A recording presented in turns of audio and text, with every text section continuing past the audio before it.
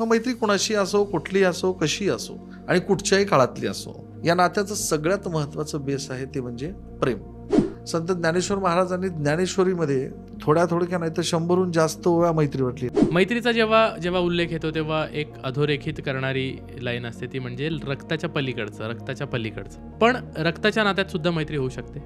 असं काहीच नाही की तुम्ही तुमच्या अडचणीच तुमच्या मित्राशी शेअर केलं म्हणजे सुखी व्हाल. मुली मैत्री करतात पण त्यांची व्यक्त होण्याची माध्यम ही अतिशय सायलेंट असतात. मुलं सायलेंटली मैत्री करत नाहीत, ते स्वतःला जयवीरू समजायला लागतात. की मुलांच्या मैत्रीमध्ये ना शेअरिंग जास्त असतं, म्हणजे विचारांपासून असेल ते वस्तूंपर्यंत असेल. मैत्रीची जी परिभाषा आहे त्या परिभाषेमध्ये वर्क प्लेसमध्ये होणारी मैत्री आणि तिथे निर्माण होणारी नाती ही बसतात. तुमचं जेव्हा काम सेम असतं तेव्हा त्या ठिकाणी मैत्री होणं फार मोठा योगायोग आहे. बाकी सॉर्ट ऑफ ॲडजस्टमेंट, निवड आणि सिलेक्शन हे मैत्रीत येऊ शकत नाही. मैत्री ही नैसर्गिक प्रोसेस आहे, मग ती कुणाशी असो.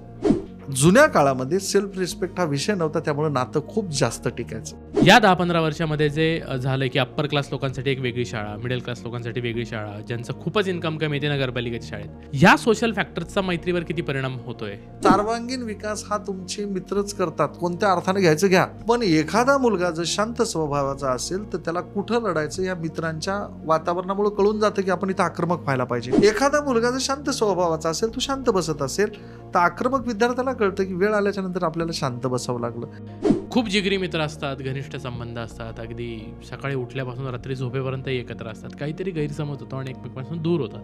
पण पहिली स्टेप कोण घेणार? इथे इगो आड येतो. प्रेम, मैत्री आणि आपल्या नातेवाईकांसाठी कधीही माघार घ्यायला मग बघायचं नाही. सप्रेम नमस्कार, विनंती विशेष मित्रांनो, द पोस्टमनमध्ये तुमचं पुन्हा एकदा स्वागत आहे. मी तुमचा पोस्टमन सर्वेश. आज घेऊन आलोय मैत्रीचं पत्र. देवानी नाती बनवली, आई वडील, मुलगा मुलगी, भाऊ बहीण, नवरा बायको, अनेक नाती बनवली. पण एक फार सुंदर नातं त्यांनी बनवलं, ते म्हणजे मैत्रीचं. जिथे तुम्ही रक्ताचे नातेवाईक असाल नसाल काही फरक पडत नाही. जिथे एका फोन कॉलवर एखादा मित्र आपल्याला मध्यरात्री उपलब्धही असतो, किंवा परदेशात जरी गेलेला मित्र असेल तरी त्याचा एक फोन कॉल आपल्याला मानसिक बळ देऊन जातो. बालमैत्री असते, शाळेमधली एक मैत्री असते, कॉलेजमधली मैत्री असते, आपण जिथे काम करतो तिथे आपल्या अनेक मित्रमैत्रिणी होत असतात. पण या बदलणाऱ्या नात्यामध्ये मैत्री मात्र कॉन्स्टंट असते. पण त्या मैत्रीच्या काय काय परिभाषा सध्या बदलत आहेत आणि काय काय त्या मैत्रीला नर्चर करण्यासाठी आपण केलं पाहिजे आणि मैत्री टिकवण्यासाठी आपण काय केलं पाहिजे, या संदर्भात चर्चा करण्यासाठी आपल्या आज या पत्रात हे पत्र तुम्हाला लिहिलं आहे सुशील धनमाने सरांनी. सर, खूप खूप स्वागत आहे तुमचं. सर आहेत फर्ग्युसन कॉलेजला प्रोफेसर आणि केमिस्ट्री हा त्यांचा विषय आहे शिकवण्याचा. त्यामुळे मैत्रीतली केमिस्ट्री काय असते, आज त्या विषयावर आपण गप्पा मारणार आहोत. सरांना बोलवायचं मुख्य कारण हे होतं कारण सर कॉलेजच्या वेळेमध्ये कॉलेजच्या वर्गांमध्ये शिकवत असतात. अदरवाईज मात्र सर कुठल्याही कॉलेजच्या कुठल्याही कट्ट्यावर तुम्हाला बघायला मिळतील, तरुणांच्या गोतावळ्यामध्ये बघायला मिळतील आणि खूप जवळून ते या मैत्रीच्या नात्याचा एक ऑब्झर्वेशन करत असतात, अभ्यास करत असतात. सरांना व्याख्यानांसाठी अनेक पुरस्कार मिळाले आहेत, अनेक विविध विषयावर व्याख्यानं देतात आणि स्वतः नाटककार आहेत. व्हर्सटाईल असं व्यक्तिमत्व आहे. मात्र आजचा विषय आहे मैत्री. तर गप्पांना सुरुवात करूया. तत्पूर्वी मी जो हा कुर्ता घातला आहे, आम्ही घेतला आहे जनता खादी भांडार, लक्ष्मी रोड, पुणे इथून. तुम्हालाही खादीची आवड असेल तर त्यांना तुम्ही नक्की भेट द्या. त्यांच्या सगळ्या लिंक्स आम्ही डिस्क्रिप्शन बॉक्समध्ये देत आहोत. चलो सुरू करते.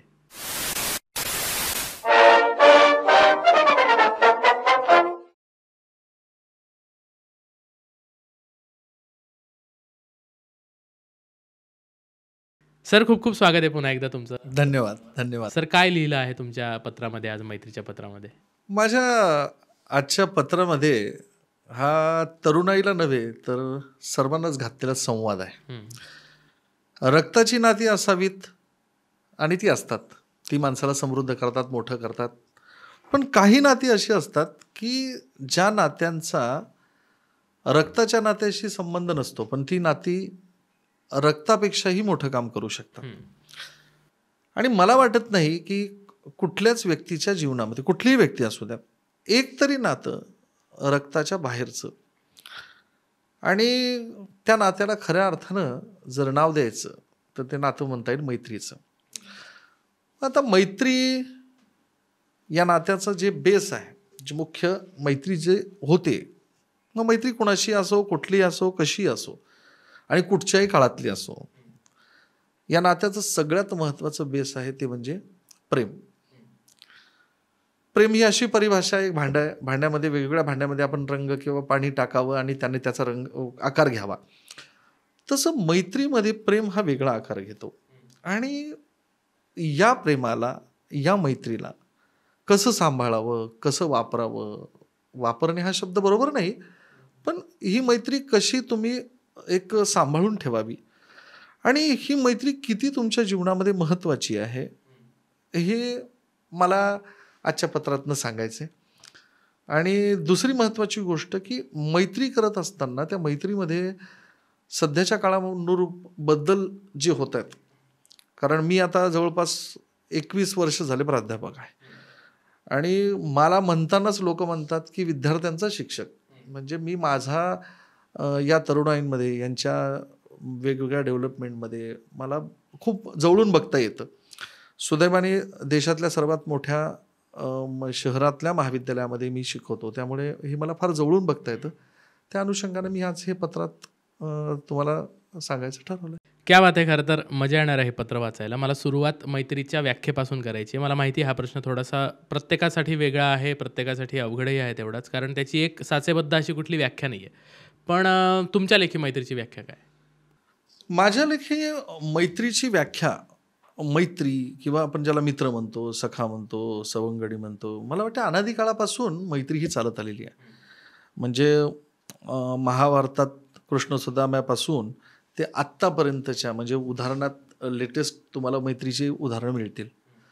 मग या मैत्रीला एका व्याख्येत बांधणं तेवढं काही सोपं नाही. परंतु मला एक कळतं की हे एक असं नातं आहे ज्या नात्यामध्ये कुठल्याही प्रकारचा स्वार्थ नाही. हे एक असं नातं आहे ज्यामध्ये न कळत आपल्याबद्दलची आपुलकी वाढते. आणि मैत्री हे असं नातं आहे की जे माणसाला आत्मविश्वासाकडे नेते. तर हे सर्व गोष्टी एखाद्याला मिळवून देणारं, आणि मी पुन्हा अधोरेखित करतो, रक्ताचं नाही असं नातं, त्याला आपण मैत्री म्हणू शकतो. वा. मैत्रीचा जेव्हा उल्लेख येतो तेव्हा एक अधोरेखित करणारी लाईन असते, ती म्हणजे रक्ताच्या पलीकडचं. पण रक्ताच्या नात्यात सुद्धा मैत्री होऊ शकते. हो, रक्ताच्या नात्यातही मैत्री. हे बघा, मैत्री हा विषय असा आहे की दोन व्यक्तींचे विचार जुळणं. पहिल्यांदा तुम्ही प्रश्न जो विचारलाय की रक्तातली मित्र होऊ शकतात का? 100% मित्र होऊ शकतात. आता बऱ्याच मुलांची त्यांची आई ही खूप चांगली मैत्रीण असते. बघा, तुम्ही त्यांना विचारा, कोणाला विचारा, तुझे सगळ्यात जगात चांगली मैत्रीण कोण किंवा मित्र कोण. आता माझं जर सांगायचं झालं तर माझं माझ्या आजीशी रक्तापेक्षाही वेगळं नातं होतं. ती मला माझी अशी, मी तिला बिनधास्त काही सांगायचो, म्हणजे माय म्हणायचो आम्ही तिला, आणि माय असं झालं, हे करायचं, तर माझी आजी मला माझ्या नात्यापेक्षा ती मित्र म्हणून जास्त वाटायची. असं प्रत्येकाच्या जीवनात कोणाचा भाऊ असतो, कोणाचा, तर नाते रक्तातही मैत्री रक्तातही होऊ शकते. पण शक्यता रक्ताच्या बाहेर झालेली जी मैत्री आहे त्या मैत्रीला एक व्यक्त होण्यासाठी एक फार मोठी जागा आहे, मोठं स्थान आहे. त्यामुळे नातं रक्तातही, मैत्री रक्तातही होऊ शकते आणि रक्ताच्या बाहेर तर मैत्री तर आहेच आहे. अच्छा. व्यक्त होणं म्हणजे काय? तुम्हाला जीवनामध्ये बऱ्याच माणसाच्या गोष्टी अशा असतात की आपल्या डोक्याला जोपर्यंत जो आपण सांगत नाही कुणाला, तोपर्यंत आपल्याला शांत वाटत नाही वाटत. उदाहरणार्थ, काही आपण आता एखादं मेडिटेशन करतो, जप करतो, आणि त्यावेळेस आपल्याला बघा काय सायकोलॉजी असेल ती, मी काय प्रत्येकाला त्या बाबतीत बांधत नाही, पण आपल्याला असं वाटतं की बाबा आपण थोडं हलकं झालोय. तुम्ही तरुण आहात, तुम्ही जीवनामध्ये तुमचा एकंदर बोलण्याहून तुम्ही प्रचंड मित्र असणारे माणसं आहात, तर तुम्ही कुठेतरी तुमच्या डोक्यामध्ये काही जर तुम्हाला वाटलं, तर जोपर्यंत तुम्ही एखाद्या मित्राला तुम्ही सांगत नाही फोन करून किंवा बोलत नाही, जर ठीक आहे मित्र जवळ नसेल, तर तुम्हाला सांगितल्यानंतर बघा, ज्या मेडिटेशनचं जी शांती आहे ती तुम्हाला मिळते. हे तुमचाच अनुभव नाही, हा बऱ्याच जणांचा अनुभव आहे. की मला वाटतं की हे पहिलं व्यक्त होण्याचं साधन. दुसरं व्यक्त होण्याचं साधन, तुम्हाला असं काहीच नाही की तुम्ही तुमच्या अडचणीच तुमच्या मित्राशी शेअर केलं म्हणजे सुखी व्हाल. बऱ्याच वेळा आपल्याला मिळालेले यश पहिले कोणाला सांगायचं, तर ते आपल्या मित्राला सांगायचं. किंवा आपण हे काही करणार आहे, याला प्लॅनिंग करायचं, तर आपण घरामध्ये जरी कोणची गोष्ट, आता मला माझ्या लाईफमध्ये किंवा तुम्हाला तुमच्या जीवनामध्ये काही करायचं आहे, करिअर करायचं आहे, मला नाही वाटत की तुम्ही डायरेक्ट जाऊन आईवडिलांना सांगणार की नाही बाबा मला या करिअरला मी ॲक्टर होणार आहे, मी इंजिनियर होणार आहे, मी डॉक्टर होणार आहे. आपण पहिले बोलतो मित्राशी. बरोबर. हे बघा, अनुकरण करणं वेगळं आणि चर्चा करणं वेगळं. सध्याच्या काळामध्ये तुम्ही व्यक्त होणं वेगळं, हे व्यक्त होणं की मला हे करायचं, मी कसं करू. एक लक्षात घ्या, मित्र जर खरा मित्र असेल तर तो तुमचा खरा अॅनालायझर असतो. तो तुम्हाला सांगतो तुला जमू शकेल, नाही जमू शकणार. मग त्यात 50% घेऊन त्याने जे आपला कॉन्फिडन्स त्या बाबतीत वाढवलाय का कमी केलाय घेऊन आपण आपल्या पालकांकडे जायचं, मग पालक डिसिजन. तर ही व्यक्त होण्याची वेगवेगळी साधनं आहेत असं मला वाटतं. तिसरं व्यक्त होण्याचं साधन आहे, काही गोष्टी अशा असतात मैत्रीमध्ये ज्या व्यक्त न होता त्या मित्राला कळतात. तुम्ही बघा, एखादा मित्र जर अडचणीत किंवा त्रासात किंवा अतिसुखी किंवा त्याच्या मनात जर काही राहत असेल, तो जो बोलत नसेल, तर दुसरा मित्र नक्की सांगतो तो काहीतरी माझ्यापासून लपवतोय, सांगत नाही. आणि ती भावना, ती जे मित्र ओळखतो ना, ती भावना माणसाला प्रचंड मोठी करून जाते. ही व्यक्त होण्याची वेगवेगळी साधनं आहेत. वा, क्या बात आहे सर. तुम्ही कॉलेज गोईंग मुलांमध्ये खूप राहता, म्हणजे तुमचं कामाचं पण तेच आहे. कॉलेज सुटल्यानंतर पण तुम्ही कट्ट्यावर मित्रांमध्ये बसून असता. शिवाय तुम्ही कल्चरल गोष्टीच्या ते ह्याचे पण हेड आहात. तर ते हॅपनिंग वय असतं एक कॉलेज गोईंग मुलांचं. तिथे मैत्री होत असते, तुटत असते, भरपूर काय काय तुम्ही बघता डोळ्यासमोर. थोडासा माझा मे बी कॉन्ट्रोवर्शियल प्रश्न असू शकतो की मुलामुलांची मैत्री आणि मुलीमुलींची मैत्री यामध्ये तुम्ही काय फरक बघता? काय दोघांमध्ये पॅटर्न्स वेगळे असतात किंवा दोघांशी एकमेकांची डील करायची पद्धत वेगळी असते किंवा काय असतं नक्की ते फरक? तर माझा नाही का, मी वर्गामध्ये गेल्याच्या नंतर किंवा मुलांमुलींमध्ये जेव्हा असतो तेव्हा त्यांना म्हणतो की मी तुम्हाला मुलगी म्हणून बोलत नाही, मुलांना म्हणतो मी तुम्हाला मुलं म्हणून बोलत नाही. त्यामुळे मी काय तुमच्यामध्ये कुठलाही भेद करत नाही. त्यामुळे मला हे प्रश्नाचं उत्तर देणं अतिशय सोपं आहे. नाहीतर हा जेंडर बायस विषय असेल असं नाही. हा प्रश्न फार इंटरेस्टिंग आहे. मुलामुलांची मैत्री आणि मुलीमुलींची मैत्री. आता जेव्हा मुलामुलांची मैत्री म्हणतो तेव्हा तो जर एका लांब उभा असेल तर तिकडून जोरजोरात बोंबलं तर त्याच्या नावाने इकडे येणार. म्हणजे दिसल्यानंतर त्याच लेवलला जर मुलींची मैत्री म्हणलं तर हळूवार किंवा त्यांच्यात अंडरस्टँडिंग असलेली ती मैत्री. हे बघा, मी कुठं कम्पॅरिझन करत नाहीये, पण मला असं वाटतं मुलांमधली मैत्री ही जास्त व्यक्त करतात. मुली मैत्री करतात त्या खूप चांगल्या बेस्ट फ्रेंड किंवा ह्या त्यांचं शेअरिंग हे खूप छान असतं, पण त्यांची व्यक्त होण्याची माध्यम ही अतिशय सायलेंट असतात. मुलं सायलेंटली मैत्री करत नाहीत, ते स्वतःला जयवीरू समजायला लागतात. बरोबर. अरे बापरे, मग गाडीवर जाणं काय, मग तामिनी घाटातले रील टाकणं काय, कुठलं काय काय बऱ्याच गोष्टी. आणि सगळ्यात महत्त्वाची गोष्ट मुलामुलांच्या मैत्रीतलं मुलीमुलींच्या मैत्रीतलं मी फार विचार करून बोलतो. जेव्हा मुलांची एखाद्या वेळेस काही कारणाने मैत्री तुटते तेव्हा त्यांची मैत्री तुटली हे एवढं जाणवत नाही, पण मुलीमुलींची जर मैत्री तुटली तर 100% जाणवतं या दोघींमध्ये काहीतरी बेबनाव आहे. तर कदाचित एकंदर असलेल्या सिनॅरिओमुळं आणि एक गोष्ट आणखीन, कदाचित मुलं समजा दोन मित्रांचं बोलणं असेल तर ते तिसरं माध्यम शब्दांता मध्ये येऊ देत नाहीत. बरं बघा, तुम्ही चांगल्या मित्रांचं एक टेस्ट करा.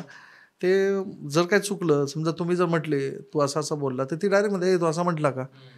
त्या उलट दोन मुलींच्या मध्ये एखादं कोणी जर तिसरं मैत्रीण किंवा काय झालं तर त्यांची अंडरस्टँडिंग तेवढी राहते. गैरसमज व्हायची शक्यता जास्त असतात. गैरसमजही म्हणता येईल. आणि बऱ्याच वेळा मुलांची जी मैत्री आहे ती थोडंसं त्या आधी म्हणजे चेक करूनच झालेली मैत्री असते की हा आपल्या एकंदर आपल्या विचाराचा आहे. तसं अजून म्हणजे व्यक्त होणारी मैत्री जास्त व्यक्त होणार. मला यात फरक असा वाटतो सर की मुलांच्या मैत्रीमध्ये ना शेअरिंग जास्त असतं, म्हणजे विचारांपासून असेल ते वस्तूंपर्यंत असेल. म्हणजे मला आठवतं की मी जेव्हा हॉस्टेलला होतो तेव्हा एक आमची खुर्ची ठरलेली असायची आमच्या फ्लॅटच्या हॉलची. तिथं सगळ्या पोरांचे कपडे पडलेले असायचे, चांगले इस्त्री धुवून आलेले, दोनदा वापरलेले, शूज पडलेले असायचे, परफ्यूम पडलेले असायचे. एखादी वस्तू एखाद्याने आणली ना तर ती सगळ्यांची असायची. येस. एखादीच गाडी असायची सगळ्या पोरांमध्ये मिळून, पण मग ती सगळ्यांची असायची.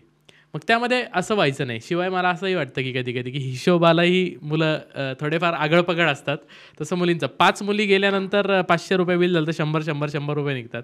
5 मुलं गेल्यानं 500 रुपये बिल झालं तर एखादा 400 देतो, एखादा 50 देतो, एखादा 20 देतो आणि एखादा म्हणतो 1ही रुपया नाही माझ्याकडे.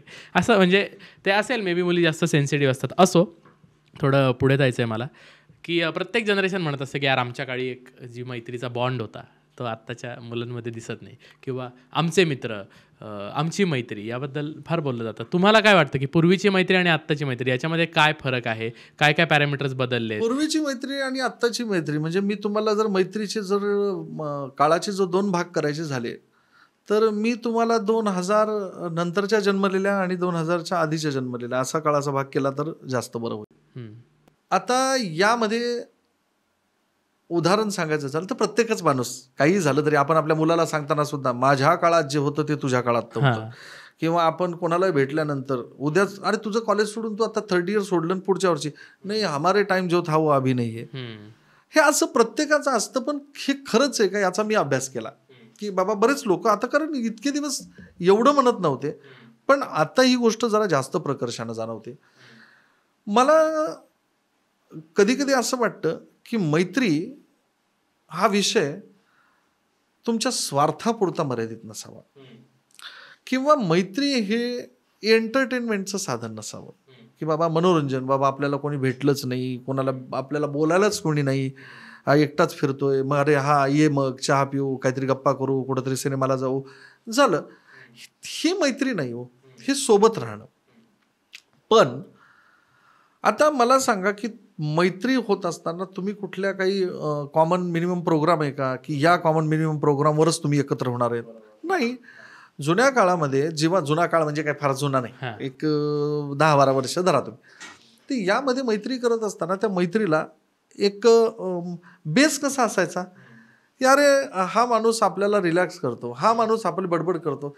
तुम्हाला मी हे सांगायला नको की 2 मित्र भेटल्यानंतर त्यांची भाषा कुठली असते, ते काय फार संसदीय अरे कसा आहेस, कधी आला, काय गेला, नाही. तो एकमेकांच्या उद्धार करतात सगळा. अगदी बरोबर. पण तरी सुद्धा ही 2 मित्र सगळं विसरून ते एकमेकाला जीव लावतात.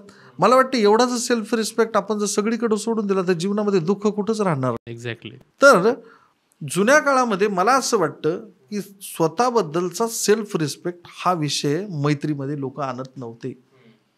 पण आजकालच्या विषयामध्ये, आजकालच्या मुलांमध्ये तो मला असं म्हटला आणि माझी इमेज फार दुखावली. मला असं वाटतं की हा जो गॅप आहे हा सेल्फ रिस्पेक्टचा आहे. इगो म्हणता येणार नाही त्याला.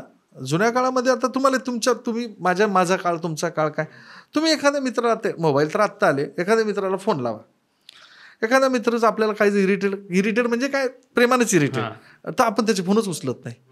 आणि त्याच्याच बाजूच्या दुसऱ्या मित्राने एखाद्याने चुकून फोन लावला तर आपण ते फोन उचलतो आणि पहिलं वाक्य काय असतं, अरे ते बावळं फोन करायले, मी त्याचा फोन उचलतो, ते त्याच्या बाजूलाच. आता या मित्रानं त्या मित्रासोबत नातं तोडून टाकायला पाहिजे ना. पण सगळा सेल्फ रिस्पेक्ट सोडून पुन्हा ते दोघे एक होतात, तेवढी मैत्री. तर जुन्या काळामध्ये सेल्फ रिस्पेक्ट हा विषय नव्हता, त्यामुळे नातं खूप जास्त टिकायचं. उदाहरणार्थ एखाद्या मुलाने 7वी 8वीला झालेला मित्र आहे, तो मुलगा आता सध्या परदेशात आहे, त्याची मैत्री टिकून आहे. हे आधीचे उदाहरणं सांगतो. किंवा शाळेतला 4थीतले मित्र आहेत लोकांचे फार याचे. पण आज मी कॉलेजमधलं मी फार जाणीवपूर्वक बोलतो किंवा विचारपूर्वक सांगतो. 1st इयरला समजा जर एखाद्या मुलाची मैत्री झाली किंवा त्यांचा ग्रुप झाला, 2nd इयरला ती मुलं त्या ग्रुपमध्ये दिसत नाहीत, मग याला मैत्री कसं म्हणायचं? बरोबर. एका वर्षाची मैत्री का वर्षाचा सौदा का वर्षाचा कॉन्ट्रॅक्ट? नाही, याला मैत्री नाही म्हणणार. It is sort of adjustment. पण त्यातून काही मुलं नातं तयार करतात ना. आता जुन्या काळातल्या मैत्रीतलं एक गोष्ट अजून एक सांगतो तुम्हाला. आता मी पालक आहे एका मुलाचा, मुलीचा.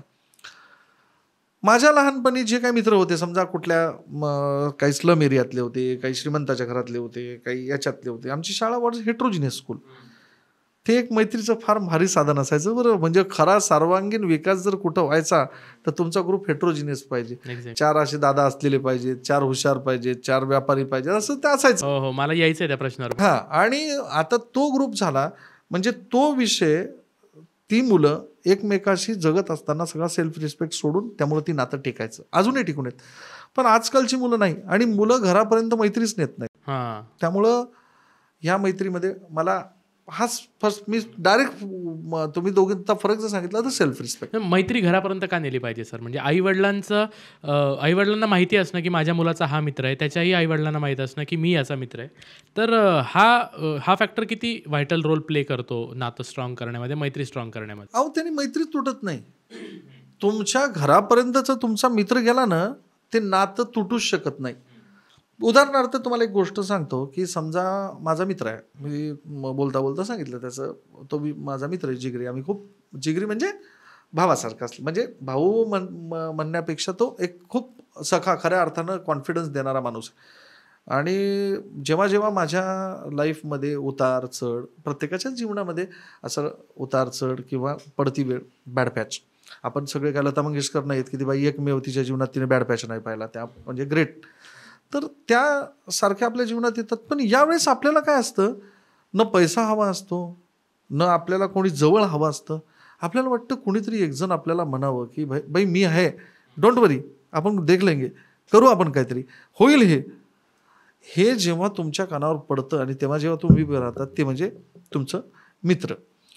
आता जी मैत्री घरापर्यंत आली, जेव्हा आम्ही लहान होतो, आम्ही लहान असताना शाळेमध्ये घरी गेल्याच्या नंतर आम्ही काय करायचो, शाळा सुटली की माझ्या घरी आमचे मित्र यायचे. मग माझी आई विचारायची, माझे वडील विचारायचे, हा कोण आहे, हा कुठला आहे, हा कोण आहे, हा कुठला आहे. मग नंतर ती मुलं घरी यायची, मग कधी संक्रांत असो, कधी आमच्यात महालक्ष्मी असतात, मग त्यावेळेस काय करायचे, तुझ्या आईला बोलो रे, तुझ्या आईला बोलो.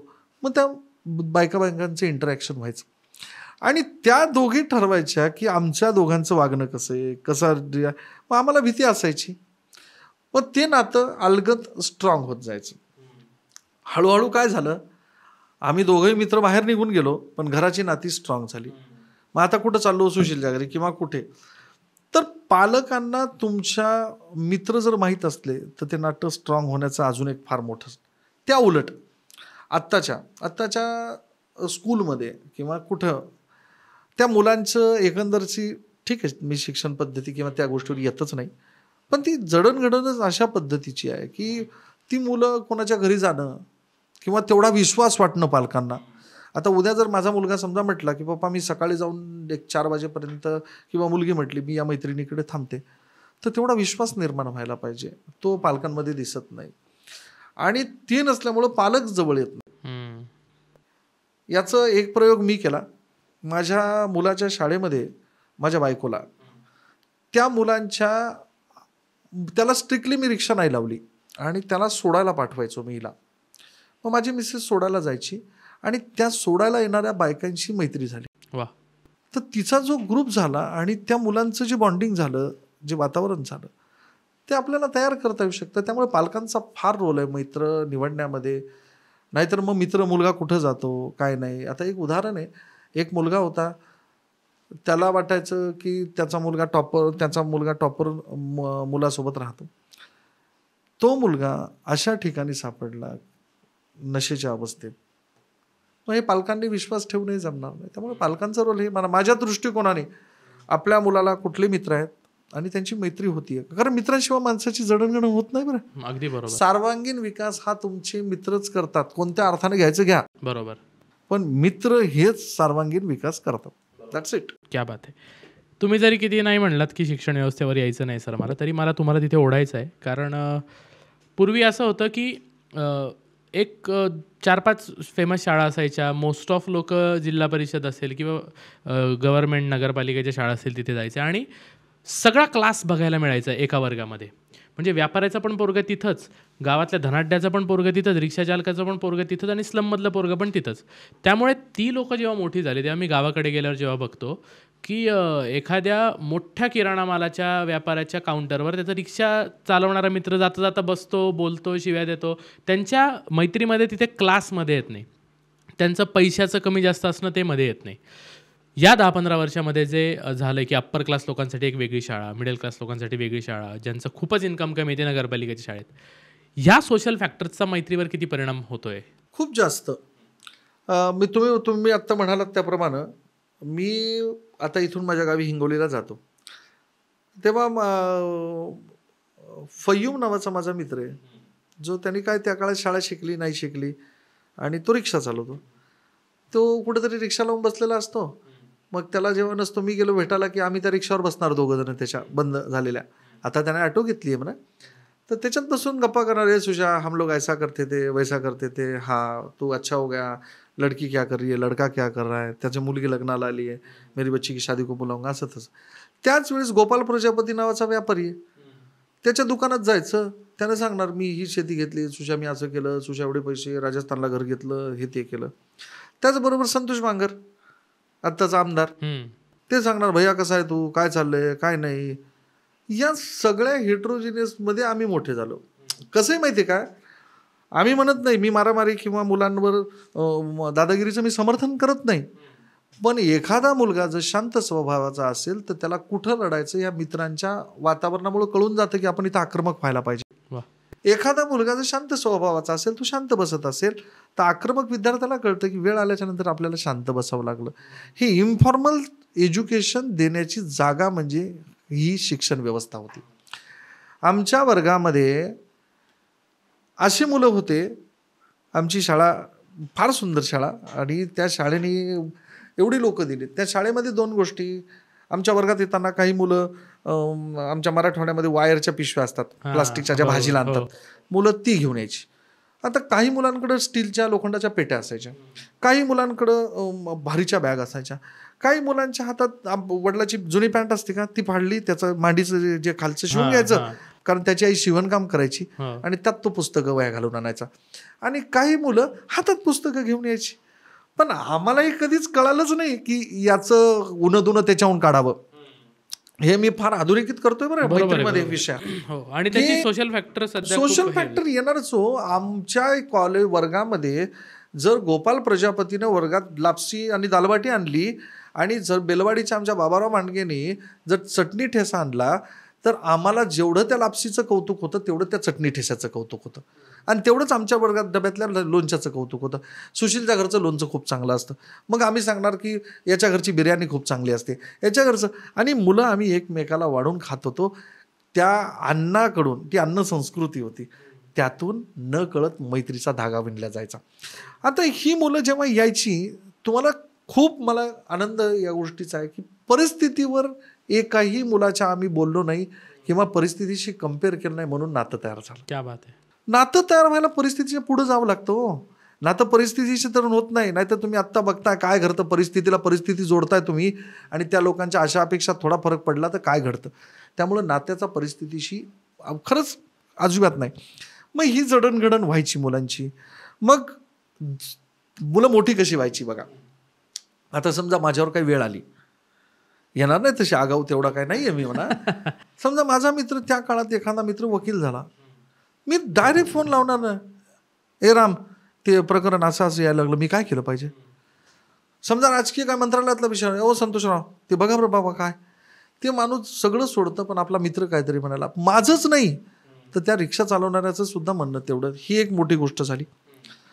आता तुम्ही आजच्या शिक्षण व्यवस्थेचं म्हणताय की हा ठीक आहे, गव्हर्नमेंटने RTI राईट टू एज्युकेशन या 12 भानगडी केलं आणि त्यामुळं काही ठराविक मुलांना त्या याच्यात ॲडमिशन होतं. माझा प्रश्न पुढचा आहे, ही समाजव्यवस्था खरंच त्या मुलांना आपल्या याच्यामध्ये सामावून घेते का. तुम्ही शाळेत सामावून घेतलंय, पण तुम्ही त्याच्यापेक्षा पुढचं सोडा. शाळेमध्ये सुद्धा समजा एखाद्या स्कूलमध्ये तुम्ही जर 75-80 हजार रुपये भरून मुलाला टाकत असाल, त्या शाळेमध्ये सुद्धा तिथल्या श्रीमंताचा सुद्धा ठरलेला ग्रुप असतो की ज्यांच्याकडे अति मोठ्या गाड्या आहेत त्यांचा वेगळा ग्रुप. मग यातून मुलांचे मित्र काय मोठ्या घरचेच होणार. त्या मुलानं किती जरी ठरवलं मला साध्या मुलाशी मैत्री करायची, हा खूप चांगला क्रिकेट खेळतो, हा फार चांगला मल्लखांब आहे, हा फार चांगला गायक आहे, हा फार चांगला वैज्ञानिक आहे, पण तुम्हाला तेव्हा आडवं काय येतं, तुमची एक बाउंड्री लाईन येते. त्यामुळे हा सध्याच्या काळात फार मोठा फॅक्टर ठरतो असं मला तरी वाटतं. उघडपणे जरी जाणवत नसलं ना सर, तरी मला पण असं कायम वाटतं की कास्ट आणि क्लासच्या पलीकडे जाऊन मैत्री होऊन जी सोशल हार्मनी पूर्वी होती, आत्ता जी नाही आहे, तर त्याला हे कुठेतरी कारण 100% असणारच आहे. त्यामुळे मी हा प्रश्न विचारला होता. राजकीय मित्राचा तुम्ही विषय काढला सर आत्ता. आता राजकारण आणि हे वातावरण खूप सध्या जोरात चालू आहे. तर राजकारणातली मैत्री हा सुद्धा एक फार चर्चेचा विषय असतो मीडिया याच्यावर. तर तो पण एक वेगळा अँगल आहे, तो पण एक वेगळा आयाम आहे. तर राजकारणात आपल्याला दिसतं की आरोप प्रत्यारोप खूप चालू आहेत एकमेकांवर, मात्र रात्री सगळे जेवायला एका टेबलवर आहे. त्याचं पण मला फार कुतूहल वाटतं. त्याकडे तुम्ही कसं बघता? नाही, आता राजकीय मैत्री हा विषय फार चांगला आहे. राजकारण्याची असलेली मैत्री हा एक भाग आहे. हो. पण काही राजकारण्यांची समाजातल्या साध्या घटकांशी असलेली मैत्री सुद्धा हा विशेष भाग आहे बरं. म्हणजे याची उदाहरणं देता येतील मला. तुम्ही आता, मला वाटतं, मी काय कुठल्या पक्षापेक्षाचा नाही, हे क्लिअर आधीच करतोय. मला वाटतं तुम्ही ऐकलंय नाही ऐकलंय माहित नाही, आत्ताचे महाराष्ट्र राज्याचे माननीय मुख्यमंत्री देवेंद्रजी फडणवीस, देवाभाऊ. हा देवाभाऊ खरंच देवाभाऊ. आणि जेव्हा देवाभाऊ त्यांच्या कुलदेवताच्या दर्शनाला येतात, पेपरमध्ये वाचत सगळं, मी तुम्हाला आत्ताच सांगतो, माझा आणि त्यांचा काही राजकीय संबंध नाही. फक्त ज्या चांगल्या गोष्टी भावतात, मग त्या कुठल्याही पक्षाच्या असू देत आणि कुठल्याही व्यक्तीच्या असू, त्या सांगितल्या पाहिजे. आणि विषय मैत्रीचा नात्याचा आहे म्हणून हा विषय सांगितलाच पाहिजे. तर देवेंद्र फडणवीस जेव्हा नरसिंहपूरला त्यांच्या कुलदेवताच्या दर्शनाला येतात, त्या मंदिराच्या बाजूला, मी गेलो नाही, मी पाहिलंय नाही, मंदिराच्या बाजूला एक छोटं चहाचं दुकान आहे. आणि असं कधीतरी 20-25 वर्षाच्या आधी, जेव्हा ते राजकारणामध्ये अतिशय नवीन असतील तेव्हापासून गेले असतील, आणि त्या एका व्यक्तीशी, मला त्याचं नावही माहीत नाही, त्या व्यक्तीशी देवाभाऊंचं नातं तयार झालं, मैत्रीचं. काय नातं, जाणार देवाभाऊ त्याच्यासोबत चहा घेणार आणि नंतर ते निघून जाणार कुठंतरी त्यांच्यात. कधी तो आता मुख्यमंत्री झाले तरी देवाभाऊ याच्यात गेले, चहा घेतला आणि त्यांचे फोटो आले, सगळं झालं. परंतु त्या नात्यामध्ये कुठेही स्वार्थ आला नाही. तो चहावाला म्हटला का की मला आमदारकीचं एखादं तिकीट द्या, किंवा हे म्हटले का की तिथे एखादी मोठी फ्रँचायझी चांगलं करून आपण काहीतरी वेगळं करून एखाद्या काम आधार नाही. मग राजकीय व्यक्तिमत्व जे असतात त्या लोकांमध्ये हा एक दृष्टिकोन. त्यामुळं हा मला एक नात्यामध्ये आणि मैत्रीमध्ये आवडलेला फार मोठा दुवा वाटला. दुसरं, राजकीय लोकांची मैत्री होणं फार स्वाभाविक आहे बरं, पक्ष वेगळा असला तरी. याचं कारण काय, दोघांचं क्वालिफिकेशन एक असतं. पक्ष जरी वेगळा असेल तर राजकारणामध्ये जायला काय टिपिकल क्वालिटीच लागतं. आणि त्या अपक्षाच्या लोकांमध्ये, त्या ब पक्षाच्या लोकांमध्ये ठीक आहे, पांघरण वेगळे आहेत, हा गोरा असेल, हा काळा असेल, हा निळा असेल, हा पिवळा असेल, काही असेल, पण त्यांच्या क्वालिटी सेम आहेत. आणि मी केमिस्ट्रीचा प्राध्यापक आहे. Like dissolves like. क्या बात आहे. सारखं सारख्यात मिसळतं. तेलात पाणी कधीच मिसळत नाही. बरोबर. तुम्ही अल्कोहोल पाण्यात टाका, नक्की मिसळणार. ते मी नाही सांगायला पाहिजे, पण ते मिसळतं. आणि त्या पद्धतीने हे राजकीय लोक, आणि त्यांना कसं असतं, त्यांना देखील मित्र शोधत असतात. राजकीय मैत्रीचं मला एक फार कुतूहल आहे. राजकीय लोकांच्या विरोधी पक्षाच्याच लोकांशी जिगरी मैत्री कशा होतात. बरोबर. आणि आता हे सोशल मीडियामुळे बाहेर आले. इतके दिवस नाही होतं येते, आता सोशल मीडियामुळे काय बाहेर येईल सांगता येत नाही. तर राजकीय लोकांच्या विरोधी पक्षाची मैत्री का होतात माहिती आहे का, कारण त्यांना आपल्या पक्षातल्या लोकांच्या कुजबूज कुठेतरी व्यक्त करायच्या असतात.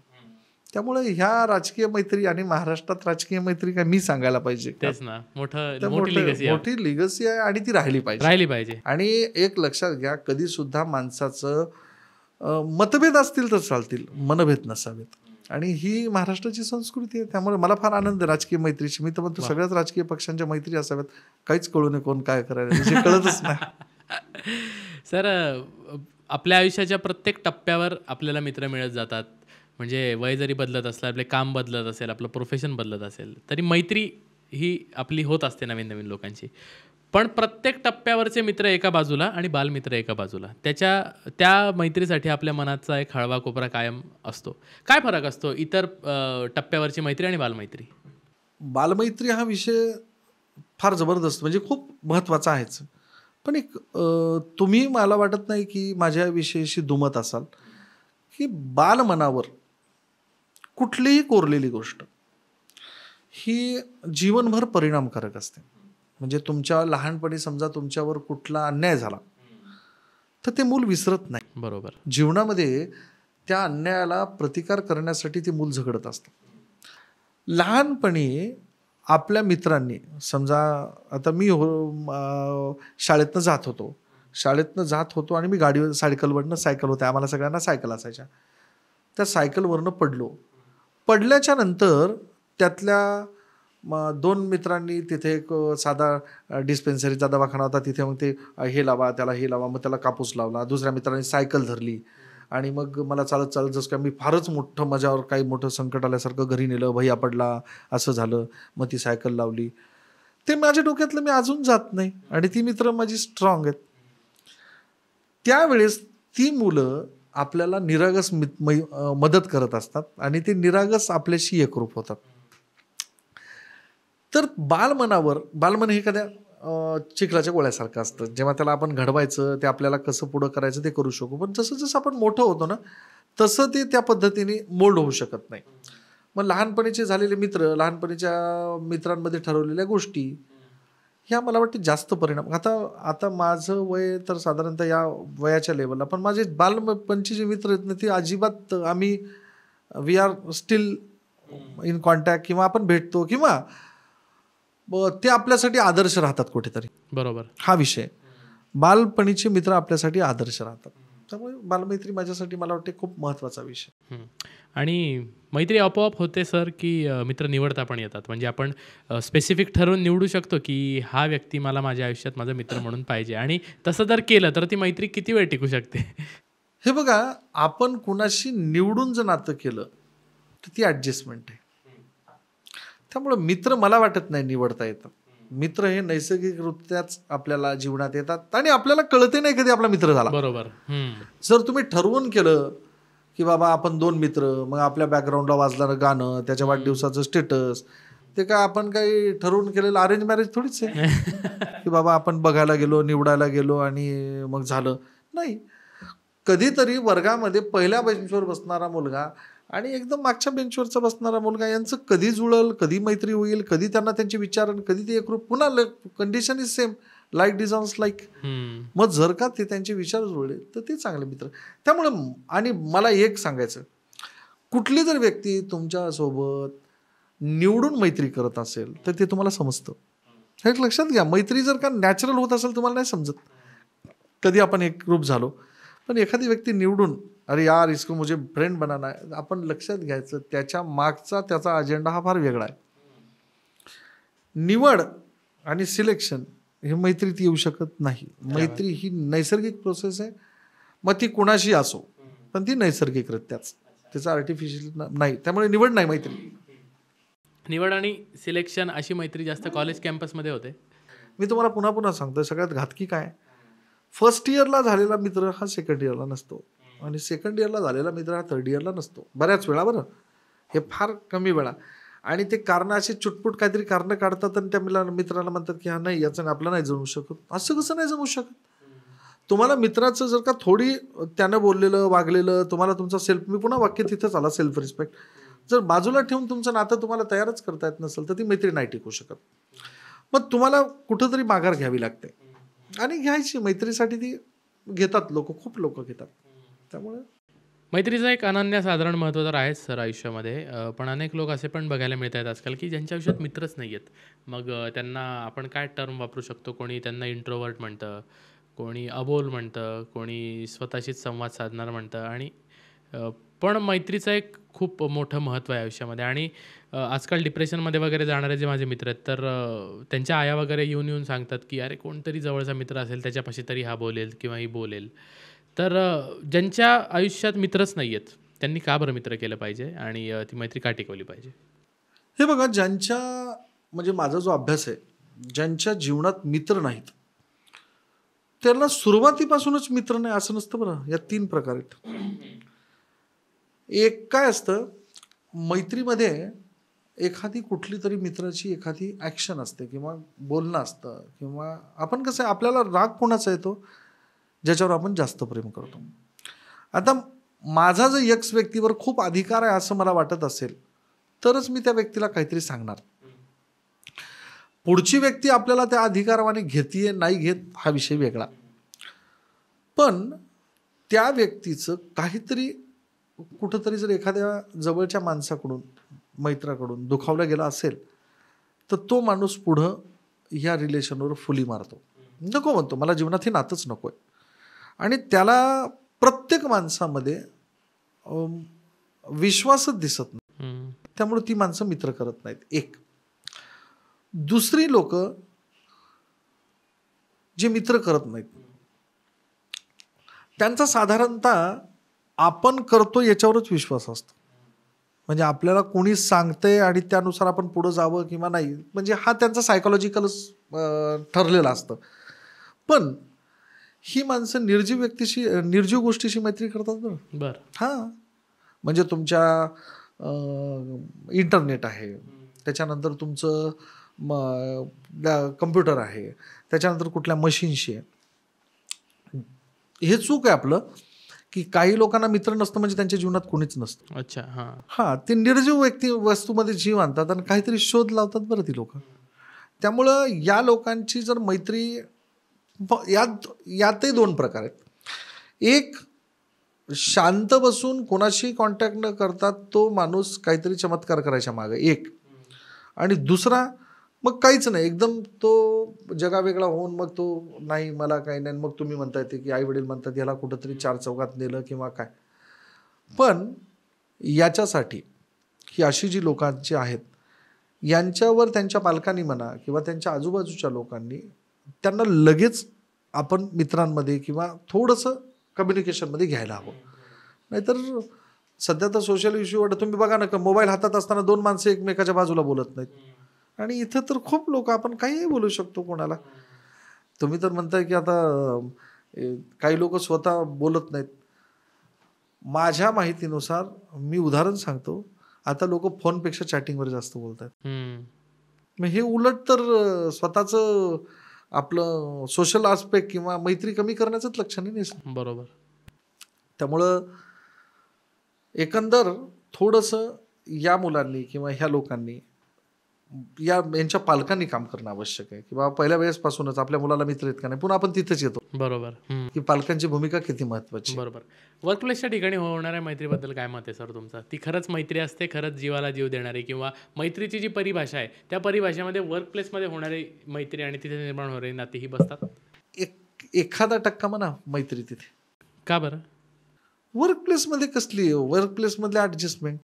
तू माझ्या चुका काढू नको, मी तुझ्या चुका काढत नाही, किंवा तू मला इथं सांभाळून नाही, मी तुला तिथं. तुम्ही आता मी तुम्हाला एक उदाहरण सांगतो. समजा माझा आता मित्र समोरून आला आणि मी त्याचं जर चुकून त्याला घाणघाण काही बोललो किंवा मी त्याची मापं काढायला चालू केली. मित्र बघा, त्याचं माझं काम सेम नाही, त्याचं माझं काय नाही, पण तो माझा मित्र आहे. आमच्या दोघांचं, तो मला माझी मापं काही बोलायला मी मस्त एन्जॉय करतो. तुम्ही वर्कप्लेसमधल्या माणसाला एकदा असं थोडंसं तुमची लाईन सोडून बोलून बघा. तू काय म्हटलात, एक अजून टर्म म्हणजे मी तुम्हाला सांगायला पाहिजे की बाहेरून दाखवायला मैत्री पण मनात दुश्मन. आणि वर्कप्लेसमध्ये सध्याच्या काळात तर मैत्री होणं अशक्य आहे, कारण सर्वायवलचा प्रश्न येतो, तिथं कॉम्पिटिशन येतं. ती फक्त तुमची असलेली एक कंपनी आहे सोबत. मी 10वीचा मुलांचा होताना सेंड ऑफ बघितलाय, मी 12वीच्या मुलांचा होताना सेंड ऑफ बघितलाय, त्या मुलांना इमोशनल होताना बघितलंय. पण एखादा माणूस जर कंपनीतून जात असेल ना, सध्याच्या काळात एक केक कापायची फार मोठी संस्कृती निघाली आणि ते फार आनंदाने जातात. मग कसलं इमोशन, मग कसली मैत्री. त्याचा चेहरा तरी पडलेला मला दाखवाय, मी व्हिडिओ बघतोय.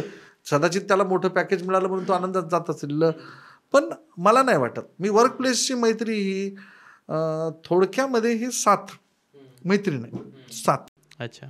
आणि मग चुकून त्याला ते आता काय झालंय, सहज इझिली अवेलेबल आहे काय फ्रेंडशिपचे स्लोगन फिगन, आणि ते लगेच मग त्याला सकाळी उठलं गुड मॉर्निंगच्या ऐवजी एक फ्रेंडशिपचं पाठवायचं. त्याला वाटते मला मित्र मिळाला, याला वाटते मित्र, आणि अशा चुकीच्या संकल्पना हे लोक मित्र म्हणत जातात. आता माझ्या महाविद्यालयात किंवा माझ्यासोबत 250 लोक काम करतात. 250 लोक माझे मित्र आहेत का? नाही. तुम्ही एका कंपनीमध्ये काम करता, 50 लोकांचा स्टाफ आहे, ती मैत्री आहे? इम्पॉसिबल आहे. आता आमच्याकडे या इन्फोसिसच्या त्यांचं नाव काय, सुधामूर्ती आल्या होत्या. सुधामूर्तीची मैत्रीण कोण आहे? इन्फोसिसमधल्या एका कामगाराची बायको. बरोबर आहे. सुधामूर्ती जर डायरेक्टर असतील तर त्या मॅनेजरच्या लेवलच्या लोकांसोबत मैत्री, मुलीसोबत बाईंसोबत मैत्री करू शकतील का? नाही. त्या कामगाराच्या आणि त्या बाईचं काम सेम नाही ना. सो तुमचं जेव्हा काम सेम असतं तेव्हा त्या ठिकाणी मैत्री होणं फार मोठा योगायोग आहे. बाकी सॉर्ट ऑफ ॲडजस्टमेंट मला नाही वाटत मैत्री आहे म्हणून. ती फक्त तुम्ही मग तुम्ही सांभाळून घेतायत, मग तुम्ही खूप छान आहेत, अच्छा. मला सांभाळून घेतलं, अरे वा मग हा माणूस माझा मित्र आहे, म्हणायला काही लागतं. शेवटी तो समजत आहे. समजू, इट इज ॲडजस्टमेंट. अच्छा. आत्ता सगळ्यांच्या जीवनाचा अविभाज्य घटक झाला आहे सोशल मीडिया. आणि सोशल मीडियाची सुरुवातच फेसबुक आणि या गोष्टींमुळे मैत्री होण्यामध्ये किंवा लोक जी अनोळखी होती ती एकमेकांजवळ येण्यामध्ये झाली. तर सोशल मीडियाच्या रोलमुळे मैत्रीची काय परिभाषा बदलताना दिसते तुम्हाला, की त्यांनी मैत्रीचा धागा हा स्ट्रॉंग झाला आहे, की फक्त दाखवण्यापुरता स्ट्रॉंग झाला आहे, की खरंच वीक झाला आहे आणि जीवाभावाचे लोक एकमेकांना मिळालेत काय? सोशल मीडिया दुधारी शस्त्र आहे. माझं वाक्य फार मी विचारपूर्वक वाक्य टाकतोय. एक उदाहरण मी तुम्हाला पहिल्यांदा सांगतो. एक मुलगा आहे, समजा आहे, म्हणजे खरं घडलेलं उदाहरण बोलतोय. मुलगा आहे, त्याची परिस्थिती फार डाऊन आहे आणि तो त्याच्या परिस्थितीबद्दल काय आपल्याला जीवनात झगडता येईल असा विचार करतो. तर तो सोशल मीडिया हे आपलं, आता मी नावं घेत नाही सोशल मीडियाची, ह्या सोशल मीडिया थ्रू तो चांगलं काहीतरी सर्च करायच्या प्रयत्नात असतो. तर मला वाटतं इंग्लंडचा एक त्या समवयीन मुलगी का मुलगा त्याचा मित्र होतो म्हणजे ओळख होते पहिल्यांदा. त्यांनी याला बघितलं नाही, यांनी त्याला बघितलं नाही, मग हा हॅलो होतं. सुदैवानं त्या मुलाचा आणि याचा वेळ काहीतरी मॅच होतो, तिकडचा दिवस इकडचा रात्र काय मला नाही माहिती ते, आणि त्या दोघांचे बंध जुळतात, म्हणजे इमोशन शेअर. तो म्हणतो असं, तो असं. तर हा म्हणतो माझी परिस्थिती, मला शिकण्याची खूप हौस आहे. पुढे जाऊन त्या मुलाला तो कॉन्फिडन्स देत जातो हळूहळू आणि थोड्या दिवसांनी हा मुलगा त्याला मिळालेल्या मदतीवर किंवा त्याच्या अनुभवावर हा विदेशात जाईल इतपत तो यशस्वी होतो. आता मला एक महत्त्वाची गोष्ट सांगायची, इथं तर दोन व्यक्ती भेटल्या नाही, दोन व्यक्तीचं सानिध्य नाही, त्या बालपणच्या नाहीत, पण काम तर मैत्रीचं केलंय, काम तर उभं राहायचं केलंय. हा एक प्रकार. आणि दुसरा प्रकार अतिशय डेंजर. एका मित्राचा वाढदिवस असावा आणि दुसऱ्या मित्राने त्याला फोन करावा. समजा आता पुढच्या मित्राचा वाढदिवस आहे, त्याचा मला फोन आला, अरे सुशील बर्थडे, आपल्याला पार्टीला जायचं. आता समजा माझ्या बाजूला राहुल नावाचा मित्र आहे. मी अरे राहुल बी माझ्यासोबत आहे, नाही आपल्यालाच जायचं. मग मी बाजूला जातो, मी म्हणतो अरे राहुल तिथे आहे, त्याचं काय, नाही आपण दोघंच जायचं. मग आता माझ्यासारखा मला बोल का स्वभाव, कारण काय सगळे आपण मित्र जायला पाहिजे ना.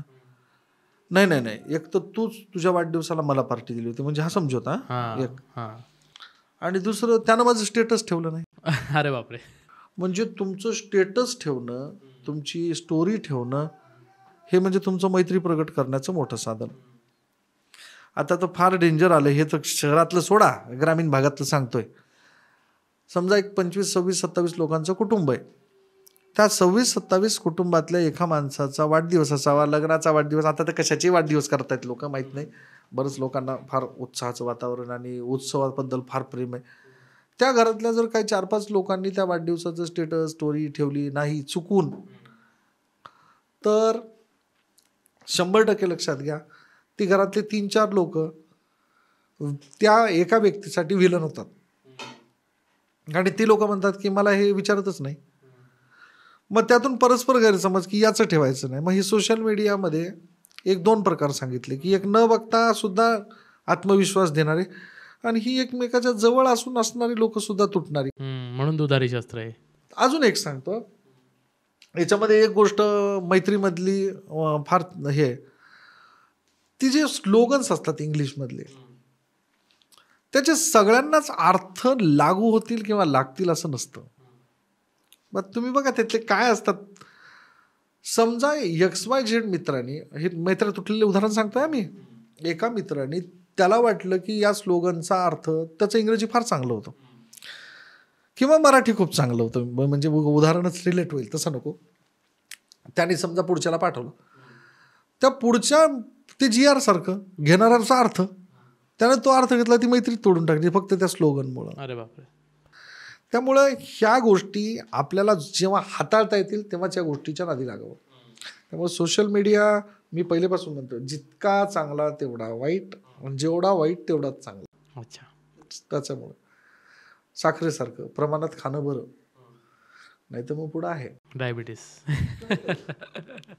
मैत्रीत वाढत चाललेले TTMM प्रकार किती तुम्हाला घातक वाटतं सर, की चांगला आहे तो? हिशोबाला हिशोब राहा, मैत्री जागी, हिशोबाच्या जागी. अहो तुम्ही मला प्रश्न इतका सहज विचारला आणि मी इतकं सहज उत्तर देतोय. जर मला हा प्रश्न तुम्ही 15-1 वर्षापूर्वी विचारला असता तर मला वाटलं असतं ही केमिस्ट्रीची कन्सेप्टच आहे काय. मला पण पुण्यात आल्यावर कळलंय जसं की BP म्हणजे ब्लड प्रेशर, TMS म्हणजे टेट्रामिथाइलसिलिन, H2O म्हणजे हायड्रोजन ऑक्साईड. मला TTMM तुम्ही जर आत्ता विचारला असतं मला वाटलं असतं आपलं केमिस्ट्री थोडं कच्चं आहे काय त्या माणसाला प्रश्न विचार. मी विद्यार्थी म्हणून आलो आणि आम्ही बाहेर कुठेतरी जात होतो. तर चहा घेतला सगळ्यांनी, मी बिल दिलं आपल्या गावच्या सारखं. मला वाटलं आज मी दिलं, उद्या तर बिल दुसरं कोणीतरी देईल. ठीक आहे, तेव्हा काय नाही. आम्ही कुठेतरी हॉटेलमध्ये जेवायला जाणार होतो. आता जेवायला जायचं म्हटल्याच्या नंतर सगळ्यांचं म्हणजे माझ्या पोटात गोळा, बाकीची लोकं फ्रेश होती. अरे बापरे, मला आता जेवायला गेल्याच्या नंतर ही बिल आपल्याला घरून ठराविक पैसे खर्चायला कसं काय.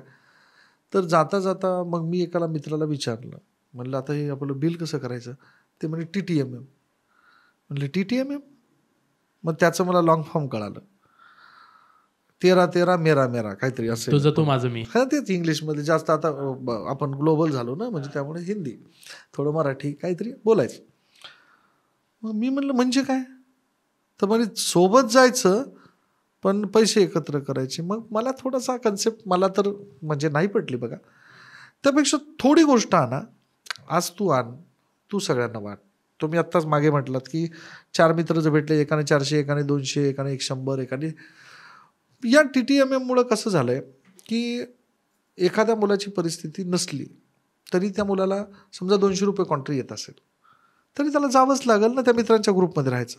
पण त्याचऐवजी त्या मित्राने त्याची परिस्थिती 100 रुपयाची, त्याने 100 रुपयाची कोणती वस्तू आणली ती सगळ्यांमध्ये वाटून खाल्ली, किंवा ज्याची 500 रुपयाची परिस्थिती त्याने ती वस्तू वाटून दिली ज्याच्या परिस्थितीनुसार. पण ही TTMM जी संस्कृती आली ह्याच्यात मला असं वाटतं की हे सुद्धा एक म्हणजे मॉडर्न मैत्री करण्यामध्ये हे रूल्स अँड रेग्युलेशनमध्ये तिसरा रूल टाकून द्यायचा की TTMM. म्हणजे मैत्री ही सगळी व्यावहारिक होत चालली असं वाटत नाही का. सगळंच व्यवहारच की हो. तू जर का माझं स्टेटस ठेवलं तर मी तुझं स्टेटस ठेवणार. तू मला पार्टी दिलेली असती तर मी तुला पार्टी देणार. पार्टी म्हणजे जेवण. आणि तू माझं काही केलं तर मी तुला. तू माझ्यासाठी पेट्रोल संपल्यानंतर आला तरच मी येणार. त्याच्यानंतर उद्या तर शेवटचं की तू जेवत असतो तर आपण सगळ्यांनी एकमेकाच. मग मैत्री ही फक्त जगाला दाखवण्यापुरती व्यवहार आहे का खऱ्या अर्थानं ते प्रेम आहे. आता तुम्ही उदाहरणं बघितली असतील, काही बालपणचे मित्र ते जीवनभर भेटत नाहीत, पण जेव्हा ते कुठंतरी 10 मिनिटं 15 मिनिटं जीवनात त्यांची भेट होते. आता ग्रामीण भागात बघा दिवाळीला, मी उदाहरण कोकणातल्या भागातलं सांगतो. तिथले काही लोक ठराविक काम करत असतात, काही लोक मुंबईला जातात, पण ती जेव्हा तिथे जातात तेव्हा ते सगळं जग विसरून त्यांचं आत्मिक आनंद. एक लक्षात घ्या, आत्मिक आनंद म्हणजे आज पंढरपूरच्या पांडुरंगाला भेटायला जाताना वारकऱ्यांचं काय असतं, काय देव त्यांना काढून देतो काही.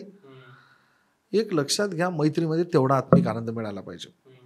पंढरपूरच्या पांडुरंगासाठी ही लोक आता ऊन पारा पाऊस स्वतःच्या शेतीचा विचार करत नाहीत. आमच्या मराठवाड्यात तर पाऊसच पडत नाही जास्त, पण यावेळेस तर म्हणजे असं ते पेरलेलं पीक सोडून जातात. कशासाठी? त्या पांडुरंगाला भेटण्यासाठी. पांडुरंगाची भेट होती का नाही, कळसाचं दर्शन घेऊन.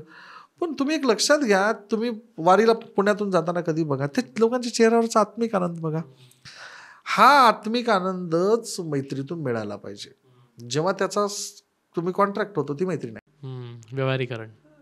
आणि मैत्री हे ईश्वराच्या पूजेसारखंच व्यवस्थित आणि पवित्र हवं. बस मला एवढंच क्लिअर वाटतं. नातंच तेवढंच नातं क्लिअर आहे. मैत्री दुरावण्याकडे यायचं आहे थोडं, की खूप जिगरी मित्र असतात, घनिष्ठ संबंध असतात, अगदी सकाळी उठल्यापासून रात्री झोपेपर्यंत एकत्र असतात, काहीतरी गैरसमज होतो आणि एकमेकांपासून दूर होतात. आता काय किरकोळ कारण असतं, बऱ्याचदा मैत्री तुटण्याचं किरकोळ कारण आहे. माझं पण ज्या अनेक मित्रांची मैत्री तुटली असेल काहीतरी किरकोळ कारण आहे, त्यालाही माहिती आहे, मलाही माहिती आहे. पण पहिली स्टेप कोण घेणार, इथे इगो आड येतो. पहिली स्टेप घेतली म्हणजे मी सॉरी म्हणतोय की काय, असा एक भाव त्याच्यामध्ये येतो. तर कसं अप्रोच केलं पाहिजे तुटलेल्या मित्राला पुन्हा? हे बघा, मैत्री हे नातं तुटत नाहीच. बरं, ठीक आहे, तुमचा संवाद तुटेल, प्रेम नाही तुटत तुमचं. तुम्ही त्याच्याबद्दल वाईट नाही बोलू शकत. बघा, तुमच्या मित्रांसोबत मैत्री तुटू द्या, तुम्ही त्याच्याबद्दल एक शब्द वाईट बोलून दाखवा मला, जर खरा मित्र असेल तर. जर तुमची ॲडजस्टमेंट असेल तर मग तुम्ही त्याचा उद्धारच करणार. जर तो तुमचा मित्र खरा असेल आणि ते नातं तुटलं तरी त्या मित्राबद्दल तुमच्या डोक्यामध्ये न त्याच्या उलट एक न कळत त्याची काळजी राहते. आपण त्याची माहिती घेत असतो बघा. हे कुणीही एक्सपिरियन्स करून बघावं की 2 जर जिगरी मित्र असतील आणि काही कारणास्तव मित्र म्हणजे खऱ्या अर्थानं सवंगडी, जर त्यांचं नातं दुरावलं तर तो कुणाला कोणाकडून त्याचं बरं चाललं ना रे, ठीक आहे ना तो. आणि समजा एखादा मित्र जर दवाखाना किंवा अपघात कुठं झाला, हा त्याला बघायला जाणार नाही पण त्या दवाखान्याच्या आजूबाजूला फिरत असणार. हे माझं उदाहरण कुठेही चेक करून घ्या. समजा त्या मित्राच्या घरी चुकून काय घडलं, हा मित्र बाहेर असेल तर हा मदतीला सगळ्यात पहिले हा मित्र असतो. त्यामुळे मैत्री नातं तुटू शकत नाही. त्या दोघांमध्ये गैरसमज हा शब्दही चुकीचा आहे. मी म्हणतो त्याला अतिप्रेम. 2 मित्रांची भांडणं झाली, माझ्याकडे 2 मित्र आले, आमची भांडणं झाली. फार भांडणं का झाली? ती दोघं लहानपणीपासूनची जिगरी मित्र, अति जिगरी मित्र. त्या मित्राला काहीतरी तब्येतीचं कारण झालं आणि त्याच्या आई वडील तिथे राहत नव्हते, तर तो त्यांच्या घरी जेवायला यायचा, जेवायचा व्यवस्थित, त्याची काळजी घ्यायची. एक दिवस तो मित्र तिथलं सोडून फक्त कुठल्या तरी दुसऱ्या लोकांच्या घरी जेवला. त्यांनी बोलवलं, तिथे जेवला. तो त्यांच्याकडे का जेवला म्हणून त्या मित्रांनी त्याचे संबंध पूर्णतः संपवले. त्याच्या फॅमिलीचे रिलेशन आहेत पण त्याचे संबंध संपले. म्हणजे काय? अतिप्रेम किंवा तुमच्या अति अपेक्षा, किंवा तुम्हाला काही ठिकाणी थोडंसं कळायला पाहिजे की ठीक आहे, याला एवढं कन्सिडर केलं पाहिजे, याचं झालं याचं तर. आणि मित्रांमध्ये जेव्हा नात्यामध्ये तुटणं हा शब्दच वापरत नाही. मैत्री कधी तुटत नाही बरं. तुम्ही जर एकदा मैत्री झाली तर ते नातं कधीच जीवनात तुटू शकत नाही. म्हणजे एखाद्या वेळेस तुमची सगळी नाती संपतील पण मैत्रीचं नातं नाही संपत. पण ते प्रत्यक्षाच्या जे अप्रत्यक्ष राहतं. याच्यामध्ये काय होतं,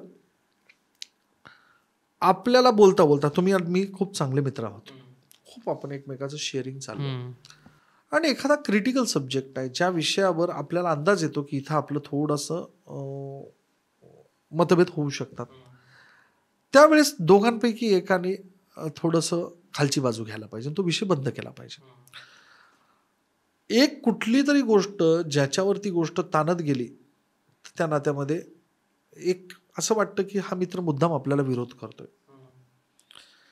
मग हे असं झालं तर तुम्ही म्हटलात प्रमाणे की बाबा कुणी पहिली बाजू घ्यायची, ते सुद्धा त्याच्या डोक्यात असतं की आपण या मित्राला एवढं प्रेम दिलंय, मी यानं बाजू पहिली घेतली पाहिजे, यानं म्हणलं पाहिजे माझं चुकलं, मी परत नाही होणार बाबा. पण ही नाती राहतात बरं, ही नाती तुटत नाहीत. पण मैत्रीची, घरामध्ये 2 भाऊ असतात बघा, घरामध्ये समजा 20 एकर शेती आहे, त्यांना माहित असतं की 10 एकर याला मिळणार आहे, 10 एकर मला मिळणार आहे, मिळणार नक्की आहे. पण त्यांच्या एखाद्याच्या जरी डोक्यात आलं की उद्या हे होईस्तोर काय खरं आहे, तर त्यावेळेस त्या दोघां भावांमधलं जसं बोलणं कमी होतं का बघा तुम्ही, अंदाज कमी होतं. त्याच पद्धतीनं 2 मित्र जर का अशा कॉमन कुठल्या प्रेमाच्या याच्यावर, मी याला प्रेम दिलं, यानं जे यायला पाहिजे त्यानं, तर ती मित्र जवळ नाहीये. ही मैत्री एका गोष्टीने व्यवस्थित होऊ शकते, त्या दोघांमध्ये असलेला तेवढाच, जर का इथं कॉमन मित्र जो म्हणतात तो विषय एका वेगळ्या दिशेने. कॉमन मित्र एखाद्या वेळेस तुमचं नातं चांगलंही करू शकतो किंवा चांगलं नातं करूही शकत नाही. छोट्या गोष्टींवर जर तुमचा वाद असेल तर शक्यता आपण इनिशिएटिव्ह घेऊन बघायला पाहिजे. आपण कोणी खालची बाजू घेतली काय बिघडलं हो? सेल्फ रिस्पेक्ट, मी पुन्हा सांगतो, मैत्रीमध्ये जेव्हा सेल्फ रिस्पेक्ट सोडतो तेव्हाच ती जगातलं सगळ्यात नातं मोठं आहे. मग माझं सगळ्या लोकांना आव्हान आहे, एवढं सुंदर नातं आहे आणि त्या नात्यात जर आबोला असेल, त्या नात्यात जर तुमचा जीव अडकलेला असेल, तुमच्या बाजूबाजूला ती व्यक्ती वावरतीये, कळतंय, तुम्हाला माहिती आहे हे आपलं चांगलं, आपल्याबद्दल फार पॉझिटिव्ह, आपण याच्याबद्दल फार, आणि एका छोट्या कारणास्तव त्याच्याबद्दल आबोला ठेवून नंतर मग कुठंतरी आपलं हे राहून गेलं असं वाटण्यापेक्षा थोडंसं माघार घेतलेली कधीही बरी. आणि मी पुन्हा सांगतो, प्रेम, मैत्री आणि आपल्या नातेवाईकांसाठी कधीही माघार घ्यायला मागं बघायचं. वा, शेवटाकडे येतोय सर आपण. मैत्री हे इन्स्टिट्यूशन एखाद्याला माणूस म्हणून किंवा आपल्याला समाज ॲज अ होल म्हणून समृद्ध करण्यासाठी किती महत्त्वाचं आहे. आणि बदलत्या काळासोबत मैत्रीची परिभाषा जरी बदलली असली तरी मैत्री ही समाजामध्ये का बरं टिकून राहिली पाहिजे? बदलता काळ आणि बदलतं वातावरण. आता पुढं असं निघू नये काही दिवसांनी की मैत्री करण्यासाठी वर्कशॉप घेण्यात येतील. हो. हा काही दिवसांनी तुम्ही बघून घ्या माझ्याकडे काउन्सिलिंगमध्ये भाग घेणार का नाही. आमचा मुलगा कोणाशीच बोलत नाही आहे. हां, मग या, मग आपण याला मैत्रीची कार्यशाळा घेऊ. मग बालपणी तुझा कसा होता, तुझा मित्र कसा झाला, मग तू या मित्र, हे थोड्या दिवसानंतर तुम्हाला दिसलं नाही. पुन्हा लक्षात घ्या, हे वातावरण कसं आहे, आता आपल्याला ऑक्सिजनची किंमत नाही, पुढं आपल्याला सिलेंडर घेऊन फिरावं लागणार आहे. त्याच पद्धतीनं जगामध्ये मैत्रीची किंमत एवढी आहे. मी तुम्हाला सांगितलं ना, मी जीवनामध्ये 80% इन्फॉर्मल, माझंच नाही सगळ्यांचंच. आणि जी खऱ्या अर्थानं समाजात उभी राहिलीत का माणसं, कुठल्याही क्षेत्रात जी यशस्वी झालीत, मी अधोरेखित, आजचं तुम्ही माझं वाक्य अधोरेखित करून ठेवा. त्यांना विचारा तुमच्या जीवनात तुम्हाला इन्फॉर्मल एज्युकेशन कोणी दिलं. बघा ना, काही गोष्टी आपण शिकूच शकत नाही फॉर्मली, ते आपल्याला आपले मित्रच शिकवतात. आता तुम्ही गावाकडे जावा, स्विमिंग पूल नसतात, कोण शिकवतो पोरांना पोहणं? ए मारा उड्या, मी वाचवतो तुला, एखादा शहाणा असतो त्यातला. मग या पद्धतीचं एज्युकेशन, या पद्धतीची त्या पोहण्यापेक्षा त्याच्या मनात डेअरिंग आणण्याचं काम हे मित्र करतात. एक्झॅक्टली. तर या इन्फॉर्मल एज्युकेशनसाठी मैत्री. आणि जर इन्फॉर्मल एज्युकेशन नाही घेतलं ना, तुम्ही चांगले इंजिनियर व्हाल, तुम्ही चांगले डॉक्टर व्हाल, तुम्ही चांगले प्राध्यापक व्हाल, तुम्ही काही व्हाल, तुम्ही चांगला माणूस नाही होणार. आणि तुम्हाला चांगलं माणूस व्हायचं ना, तर तुमच्या मनाला इमोशन्स द्यावे लागतील, भावना द्यावं लागतील. आणि सगळ्याच भावना काय तुम्हाला प्रेमातनं, त्याच्यानंतर तुमच्या होणाऱ्या मैत्रिणीकडनं किंवा तुमच्या जुन्या समाजातल्या रिलेटिव्हकडनं, याच्याकडनं मिळतील नाही. तुम्हाला जगामध्ये एकच व्यक्ती जी सगळ्या भावना देऊ शकते, ती म्हणजे मित्र. मग ते तुम्हाला वेळ पडली, एखाद्या वेळेस हॉस्टेलला तुम्ही आजारी पडला, तुमच्या डोक्यावर थंड पाण्याची पट्टी देऊन आईचं कामही करेल. एखाद्या वेळेस तुम्हाला कुठं जर परीक्षेला पोचवायचं, तर जसा बाप पोचवतो तसा गाडीवर पोचवून बापाचंही काम करेल. तुमच्या जवळ जर पैसे कमी पडले, तर तुमच्या फीमध्ये पैसे देऊन तुमच्या मोठ्या भावाचंही काम करेल. तुमच्या घरामध्ये जर तुम्हाला अन्न नसेल, तर ते अन्न आणून देऊन तुमच्या कसं पोटात जाईल यावेळेस तुमच्या कंपॅनियनची भावनासुद्धा करेल. आणि ज्या वेळेस तुमच्या इमोशन्स तुम्हाला करायला लागतील, एखाद्या लहान मुलांसारखा पडून तुमच्या गळ्यात रडेल, तोच मित्र. आणि ह्या एवढ्या इमोशन्स तुम्हाला कोणतीच एक व्यक्ती देऊ शकत नाही. फक्त घेणाऱ्या आणि देणाऱ्यामध्ये स्वार्थ नसावा. वाह, क्या बात आहे. त्यामुळं मी पुन्हा सांगतो, इन्फॉर्मल एज्युकेशन देण्यासाठी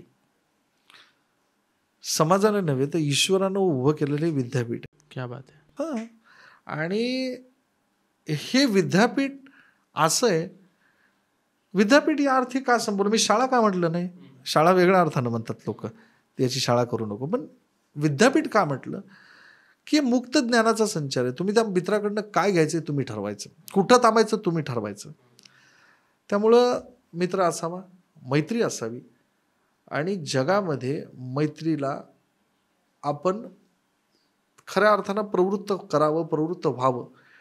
आणि त्यामध्ये पालकांचा किंवा मोठ्या लोकांचा ओव्हरलुक का असावा, ती मैत्री अपव्ययाकडं म्हणजे वेगळ्या दिशेने जाऊ नये. संत ज्ञानेश्वर महाराजांनी ज्ञानेश्वरीमध्ये थोड्या नाही तर 100हून जास्त ओव्या मैत्रीवर लिहिल्या. बरं. तुकाराम महाराजांच्या गाथेमध्ये मैत्र त्यांनी पांडुरंगाच्या भाषेत सांगितलंय, पण मैत्र म्हणजे काय. नामदेव महाराजांनी, मी नामदेव महाराजांच्या भूमीतला आहे, संत नामदेव महाराजांनी पांडुरंगाचं जे मैत्र सांगायचं, तर त्या पांडुरंगाला ती प्रतिकात्मक असेल पण ते खायला लावलंय. जनाबाईसाठी त्या मैत्रीच्या नात्यात पांडुरंगाने जातं घेतलंय. ह्या भक्तीची उदाहरणं सुद्धा ही मैत्रीशीच येतात. आता नाथ महाराजाचं पैठणचं उदाहरण घ्या, श्रीखंडाचं, की त्या पांडुरंग, त्या नाथमा श्रीखंडाचा जो माठ आहे, त्यात पांडुरंगाने एकादशीला, कालच अपरा एकादशी झाली, त्यात जेव्हा पांडुरंग टाकतो, तर हे नातं कशाचं आहे, हे मैत्रीचंच नातं आहे. जोपर्यंत, आणि सगळ्यात सरते शेवटी जे जगामध्ये सगळ्यांना पटेल असं.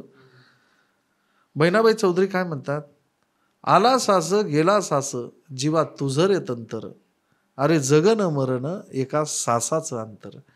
हे सगळं आपण हे करतो ते करतो, बारा भानगडी करतो, कुठं करतो. तुम्ही घरात राहा, तुम्ही बाहेर राहा, तुम्ही सगळीकडे राहा, तुमच्या डोक्यात व्यवहार आहे. तुम्ही मित्रासोबत निवांत बसा, तुमच्या डोक्यात व्यवहार आला तर मला फोन करून सांगा. तर बहिणाबाई काय म्हणतात, आला श्वास गेला श्वास. आणि एक अडाणीबाई सांगते, जेव्हा तुझं काय तंत्र आहे, अरे जगणं मरणं काय ते या दोन श्वासातलं, एका गेलेल्या आणि बाहेर येणाऱ्या श्वासातलं अंतर. तर आपल्यासमोर तर एवढं मोठं जीवन आहे. या जीवनामध्ये चांगले मित्र करा, समृद्ध व्हा. हे बघा, वाईट अनुभव येणार नाहीत का, म्हणजे मित्र केला म्हणजे तुम्हाला तो मित्र वाईट अनुभव देणार नाही असं आहे का? नाही. तुम्ही जिथं जिथं शोधण्याचा प्रयत्न कराल तिथं चांगलं मिळेल. आणि जग हे किंवा सगळं हे फक्त आशावादी लोकांवर चाललंय, श्रद्धा आणि आशावादी लोक. ते त्यामुळं मित्र असावे. माणसाचं जीवन सचेतन करायचं असेल तर त्याला मैत्री हवी आहे. वा, क्या बात आहे सर. मैत्रीचे इतके विविध पैलू, म्हणजे अगदी बदलत्या परिस्थितीनुसार असेल, नवीन टेक्नॉलॉजी असेल, या सगळ्यामध्ये मैत्री कशी बदलत चालली आहे, हा संवाद घडवणं आजच्या खरं सर संवादाचा एक मूळ हेतू होता. आणि मला वाटतं की तो पूर्ण झाला आहे. अनेकांना अजूनही प्रश्न असतील, कारण हा विषयच असा आहे की ज्याच्यामध्ये प्रश्न संपणार नाही, उत्तरही संपणार नाही आहे. जग किती पुढे गेलं तरी एक शाश्वत प्रेम आणि ते व्यक्त करण्याचं माध्यम हे मैत्री असेल. त्यामुळे माझ्या पण याच भावना आहेत. आणि लोकांनी जास्तीत जास्त मित्र करावे की जे आयुष्यात कामाला यावे, आणि कामाला जरी नाही आले तरी ते आपल्या आयुष्यामध्ये आहेत याचा एक आनंद असावा. आणि ते नातं म्हणजे मैत्री आहे असं मला तरी वाटतं. त्यामुळे खूप खूप मजा आली तुमच्याशी गप्पा मारून सर. आमच्यासाठी पण खूप खूप इन्साईट्स मिळाले, आमच्या प्रेक्षकांसाठी सुद्धा खूप महत्त्वाची माहिती मिळाली. पुन्हा आपण भेटत राहूया विविध नात्यांवर चर्चा करण्यासाठी. तोपर्यंत खूप खूप धन्यवाद. Thank you so much. धन्यवाद. मंडळी, हे पत्र तुम्हाला कसं वाटलं नक्की सांगा. मैत्रीचं पत्र होतं. तुम्हाला मित्रांबद्दल काय वाटतं, तुमच्या मित्रांबद्दलच्या काय भावना आहेत या कमेंटमध्ये आम्हाला नक्की कळवा. नवीन कुठले विषय पोस्टमनवर ऐकायला आवडतील, कुठल्या विषयाची पत्र तुम्हाला हवी आहेत हे सुद्धा नक्की कळवा. आणि पोस्टमनला सबस्क्राईब करा, बेल आयकॉन नक्की दाबा, जेणेकरून पुढचं पत्र पेटीत पडलं की तुम्हाला लगेच नोटिफिकेशन येईल. तोपर्यंत भेटत राहूया. मस्त रहा, स्वस्त रहा. कळावे, तुमचा पोस्टमन सर्वेश.